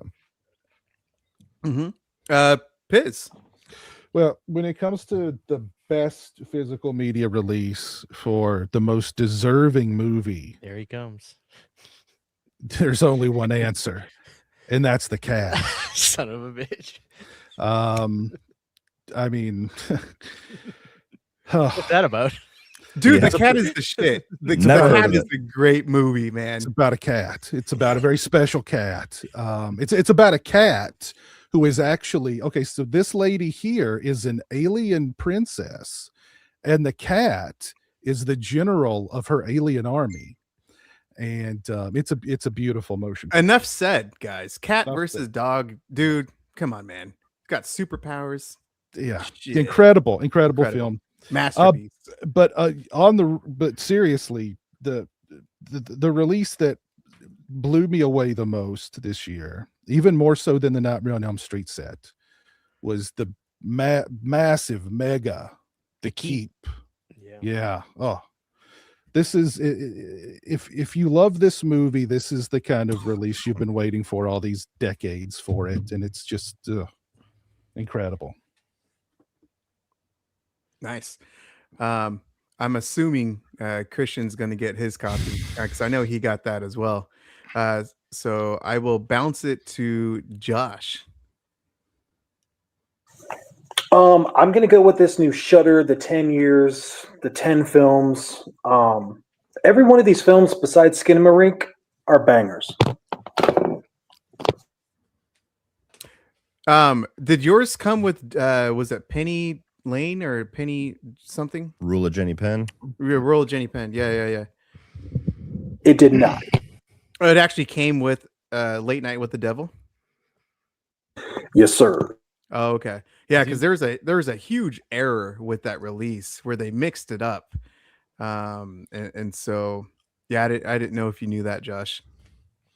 Sounds like something Scream Factory would do.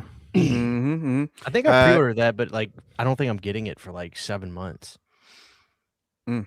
The Shudder Christian. box set. All right, I grabbed a few real quick. Obviously, Elm Street. I really loved the Arrow zombie flesh eaters. It looked fantastic. I waited to get this. I held off on the Blue Underground. I enjoyed the Texas Chainsaw Arrow releases, especially one of my favorites, The Beginning. Those looked great. Tom Savini's Night of Living Dead. I love his rendition that he added. I just really wish he would have been able to actually, what's the word I'm looking for? Where it goes from black and white and slowly change to color. That's the way he described it when he was talking about it months ago. But in this one, it just cuts to color. Just cuts, yeah. But I do love the behind the scenes of that movie is even more fascinating. And the best old movie I never saw before was definitely Let's Scare Jessica to Death. I love these kinds of, this is like A24 well before A24 was ever a thing. Mm-hmm. So cool. An A24 employee actually bought it and sent it to me. And he was like, dude, what are you doing not buying this? I was like, I'd never heard of it. He's like, you need to please do it, watch it. And then the movie that took well over a year to come out, the coveted Hack-O-Lantern 4K. Everybody ordered it in 2023, and the guy never updated anybody once. And then no, 2024, and then literally it shipped out randomly right before Halloween. That's cool. Funny. And I love the Chain Reactions release that came out. I really did. I love the old Czechoslovakian versions of the movie that they had on here. They're really cool pieces of history if you love Texas Chainsaw, which I do. So yeah. I've not dove into that one yet. I've got it. I've just not dove into it yet. Yeah. Yeah. For me, I'm going to go. You already had a few, so I'll just do just a couple, and then if anyone else wants to show it, then go ahead. Mine is going to be. I love Lucio Fulci. This is my favorite one. Grindhouse Releasing did a phenomenal job with this release. There's some nice little special or secret little features or whatever that's in this release throughout each almost is it each disc? It's in multiple discs. I think every disc has an Easter egg. Yeah, there's great little Easter eggs and behind the scenes like clips. And anyway, the movie looks fantastic. Spoiler alert, this is definitely going to be in my top 10 and lower ranking for best of 2025. They absolutely killed it with this release. And yeah, Christian, you just popped up the little eyeball that it came with it, but the book and case is quality, man. It really is. I loved it. And then this one, this was released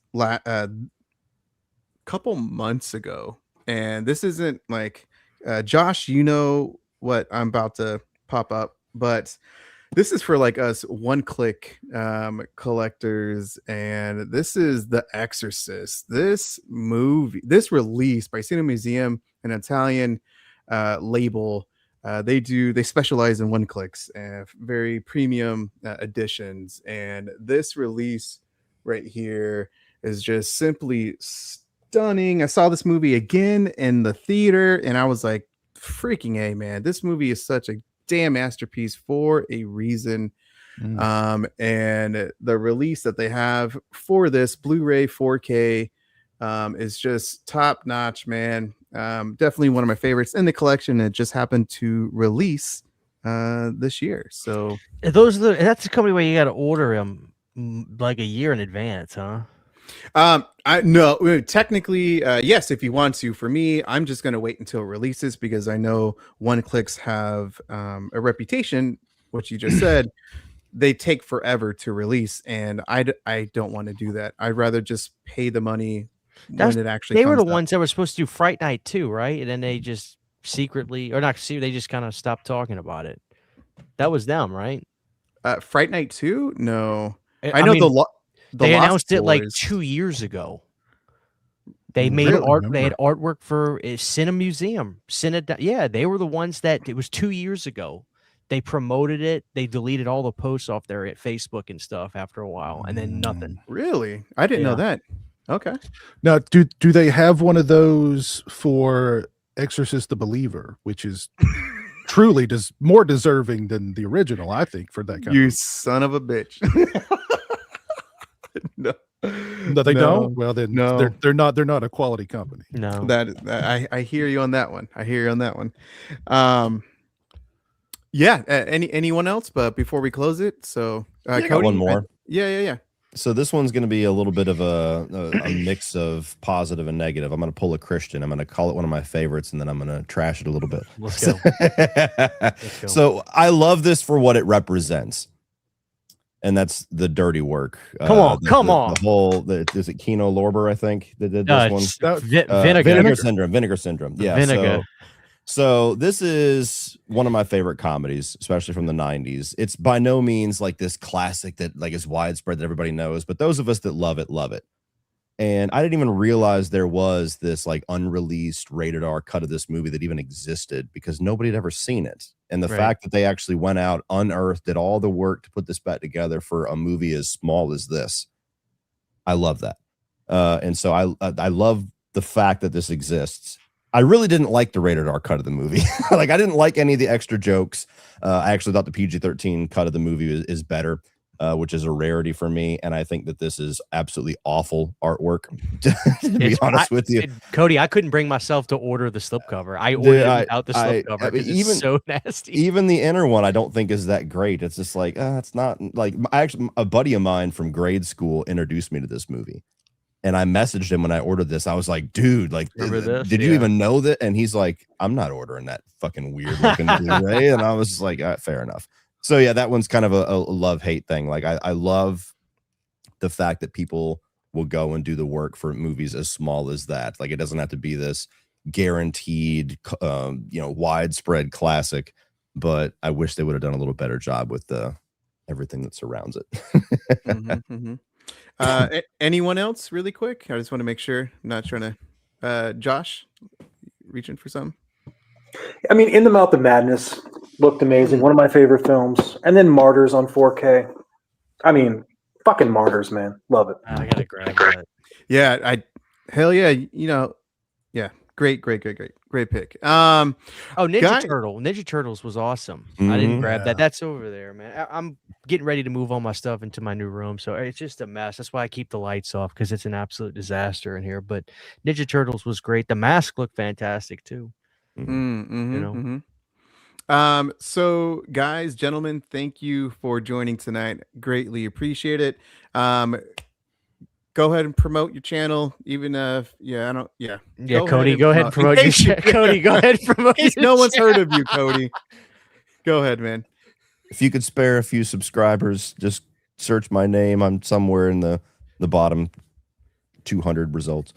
But no, seriously, I appreciate the invite. If you guys, if you're not a watcher of mine, just search Cody Leach. You'll find me. Movie reviews, rankings, all that good stuff. I got a podcast that I started with a friend of mine on TikTok, Chuck the Movie Guy. It's called Lost in the Shadows, if you like podcasts.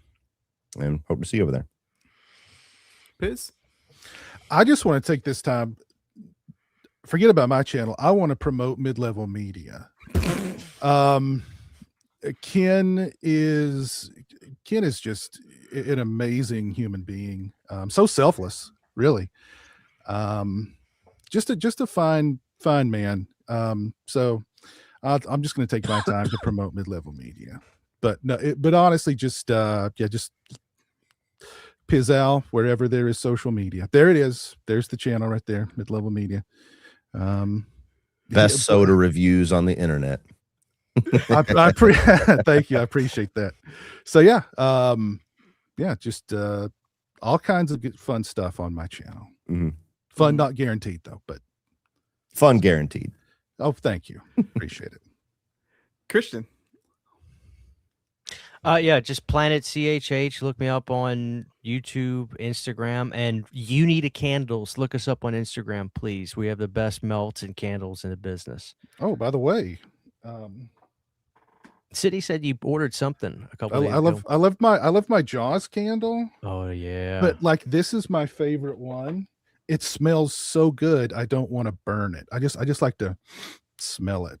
It smells so good. Oh my God. That's the monster cereal, right? Yeah. It just smells so freaking good. Amazing. I don't even want to burn it. Just want to smell it. That's good. Yeah, You Need a Candles, guys. Check us out. We have stuff available right now on our Etsy. We're trying to get to where we always have stuff on the shop. That way, when people go on there, they can try us out. It's either going to get announced tomorrow, but we're going to have a limited like Terrifier 3 candle, and it's going to be limited to like 10. And I had a buddy that just grabbed a shit ton of those Terrifier 3 mini posters, and we're going to it's like every order will come with that poster. So when they're gone, they're gone. So I'm gonna throw those in with everything. That'll probably be up in the next day or so. So if you're hearing this now and it's a day later, just go youneedacandles.com and go look and see if it's there. So, Josh. Just honored to be with these gentlemen. Sorry about my audio. Beyond the Grave Media, Instagram, YouTube. Appreciate everybody hanging with me. Yeah. Hell yeah. And that's it, man. Thank you guys for joining. Subscribe, do all that whole YouTube stuff, guys. So I greatly appreciate it. And I'll see you guys on the next live stream. So thank you. Thanks a lot.